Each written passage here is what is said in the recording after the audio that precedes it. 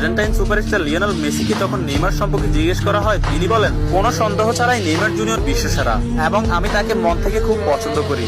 এবং Argentine midfielder Rodrigo D পল বলেছেন, যারা নেইমার জুনিয়রকে ভালোবাসে না তারা ফুটবলই বোঝে না। ফ্রান্সের বিশ্বকাপ জয়ী কিলিয়ান এমবাপ্পে বলেছেন, নেইমার শুধু ফুটবলের রাজা নয়, মহারাজাও বটে। আর্জেন্টাইন গোলকিপার এমিলিয়ানো মার্টিনেজ বলেছেন, আমি নেইমার জুনিয়রের অনেক বড় ভক্ত।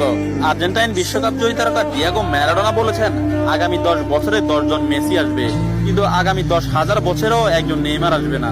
হল্যান্ড ও বার্সেলোনা স্ট্রাইকার রবার্ট লেভানডস্কি বলেছেন, নেইমারের মতো ফুটবলার জন্ম নিতে হলে আপনাকে 100 বছর অপেক্ষা করতে হবে। তাছাড়া ইংল্যান্ডের প্রিন্স ডেভিড বেকহাম বলেছেন, আজ পর্যন্ত এমন কোন ফুটবলার আমি দেখিনি যার ভেতর নেইমারের মতো ফুটবল আইকিউ আছে, এবং ফুটবলের ক্ষেত্রে কেউই নেইমারের লেভেলের নয়, সে দুর্দান্ত।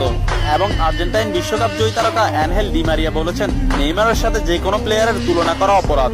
ফ্রান্সের বিশ্বকাপ জয়ী তারকা কারিম বেনজেমা বলেছেন,